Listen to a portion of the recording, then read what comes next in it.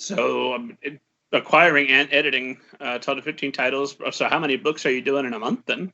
I assume that's take us through the process. Let's go back to, you mentioned the awkward path to getting lucky. I didn't realize you'd edited that book. Yeah. When I reached out to you, that's a fellow Indiana author who I always try to hype.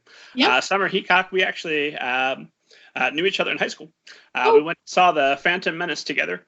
So that's way back in the day.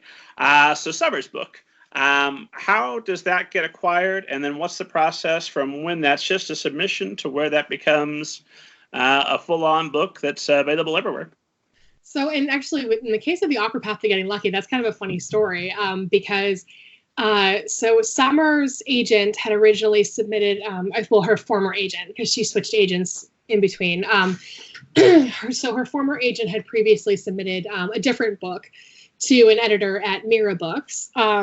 It was a very close call. Like, the editor really liked it, but she couldn't get it past the acquisition committee, or couldn't get it past her boss. I'm not really sure exactly how that went down. But in any case, when Summer switched agents and had the awkward path out on submission, originally they tried to submit it to that other editor who was actually on maternity leave. So they submitted it to somebody else who then shortly after left on maternity leave as well. So it went through like 3 different editors who were like either out on leave or, like something like that before it finally landed in my inbox.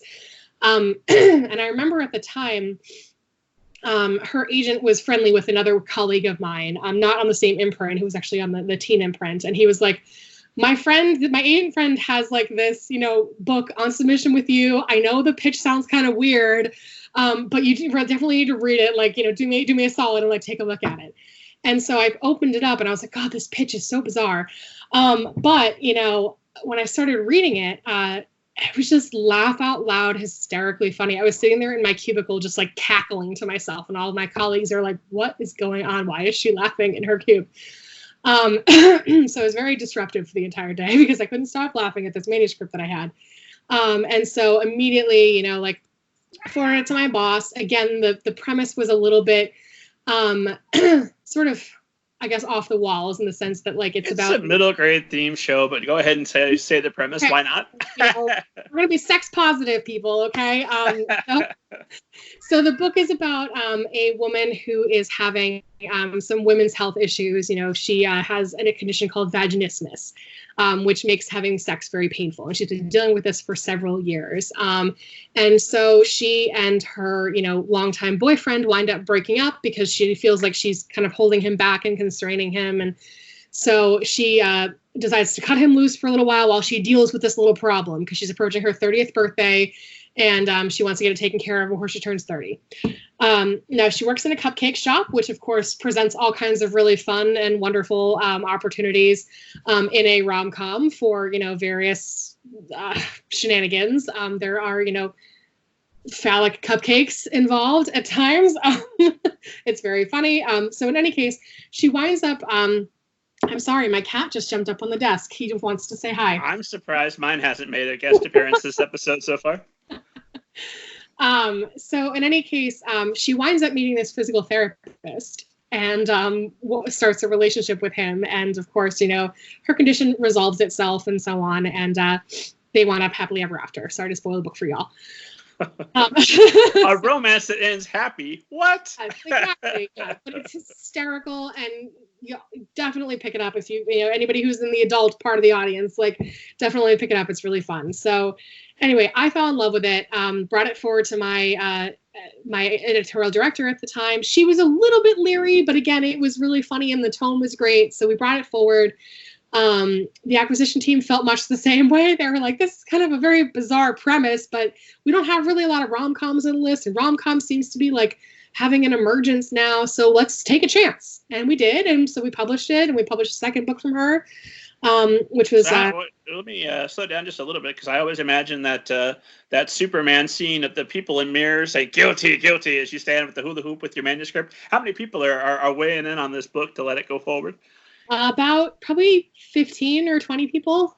So, and it's all done over video conference for us too, especially because So the bulk of the editorial team is actually in New York for Harlequin, but Harlequin was originally a Canadian company. So the bulk of our like marketing folks and our art directors, a lot of our leadership team, they're actually up in Toronto. So we did a lot of our, all of our acquisition meetings and a lot of our meetings in general were done over a video conference. So I'm sitting there in a room with a couple of other people down in the New York office, pitching to all these people over a video in Canada and being like, please like my book. So, and then, you asked, like, how does a book get from, acquisition to publication? Sorry, that was a very long-winded, like, description of Summer's book and the acquisition process. So once a book is actually acquired, generally the first thing that I do is I will reread it another time, generally we'll do another read through the book so that I can draft up what's called an edit letter. So this service is actually akin to what I offer now, which is called a manuscript assessment. Or an editorial assessment. It's a quick read through the manuscript to give a broad strokes assessment of the problem areas, different things to do with like the overall structure of the story, if there's significant plot holes that need to be filled in and explained, if the world building is feeling a bit thin in certain areas, if the character development isn't quite there and on par, if the romantic relationships don't feel earned and properly seated. All different things, like those very broad strokes parts of the story. You're doing an assessment of those areas and providing feedback to the author so that they can get started on revising and trying to fix those really big picture issues before we dig down into like the nitty gritty. And you're doing that, or you've got assistants weighing in as well? How many people are weighing in on that portion? Just me. Okay, well, that sounds like all you need, because it's a fantastic book. Literally, from start to finish, honestly, every now and again, I would, potentially ask a member of my team, to take a read if I felt like there was an area that was outside my area of expertise, or if I wanted an extra set of eyes on or something like that. For instance, I had a member, if I had a character who was gay and I thought that, I wasn't necessarily 100% qualified to do that character, editing that character justice. I had another member of my team who was able to take a look at it for me, or we'd send it out for a sensitivity read during the process, to make sure that we were portraying those characters authentically. By and large, the development of the story was, kept in my hands, mine and the author's, of course. So after that initial manuscript assessment period and that first revision letter, most authors at that point are ready to go in what's called a developmental edit. And so that stage is, still looking at, some big picture issues and making sure that those initial big picture issues that I identified in the first letter have been addressed enough, but dealing more with scene by scene, page by page specifics. And so going through and making sure that, if there's a particular moment that I feel could use a little bit of jazzing up, or, maybe they're doing more telling than showing in a particular area. They're kind of summarizing instead of actually allowing us to live in that moment with the character. Or if there's a section where the dialogue is just very, very heavy and there's not a lot of, character reactions or internal thoughts and motivations coming through, I'll, highlight that and say, we really need to get more into the main character's psyche and their mindset and how they're reacting to this. If the emotional undercurrents feel like they're not deep enough and they're not being fully explored.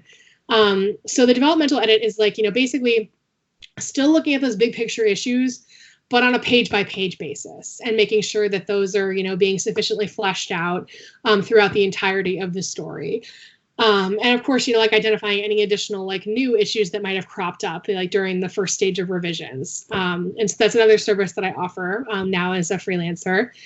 And then after the author finishes those revisions, generally, and as part of that developmental edit, not only do you get notes within the manuscript itself, but usually there's an additional revision letter, an edit letter that goes along with that kind of highlights, okay, in the manuscript I have all these specific notes on particular pages, but in the edit letter there's also more big picture stuff, and I noticed this recurring theme happening throughout this problem that kept happening page by page. You need to really look at that overall arc there.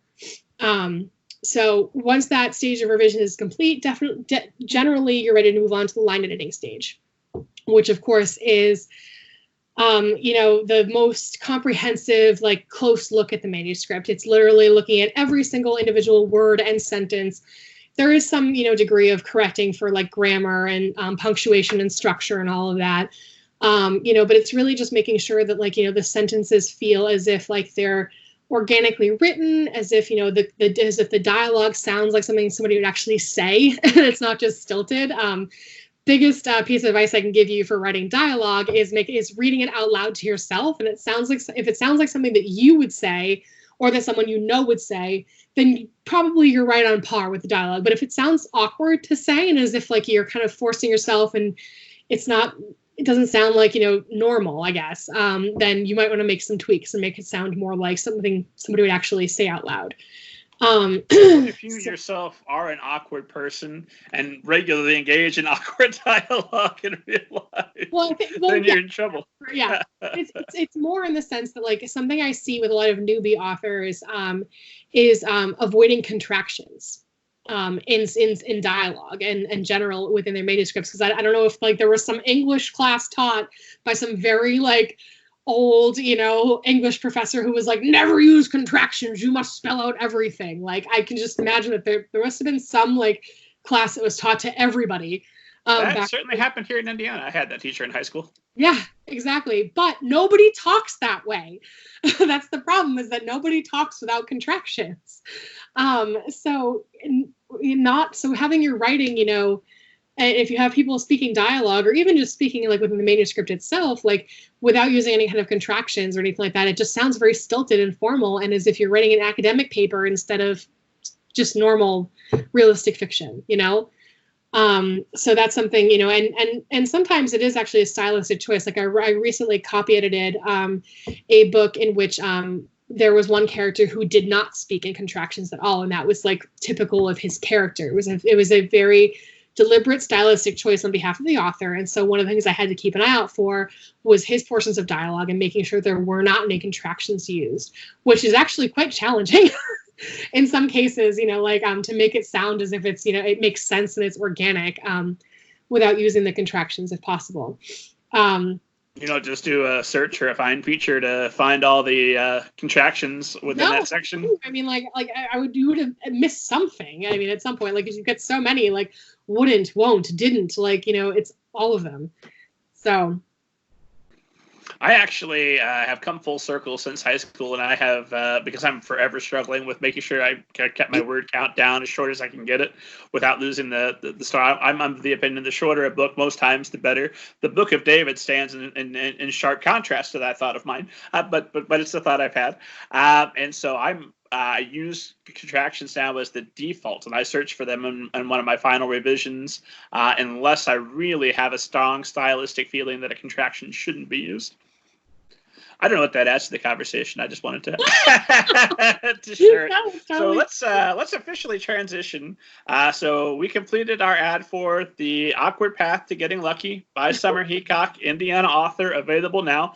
Summer, if I see you again, you're welcome. Let's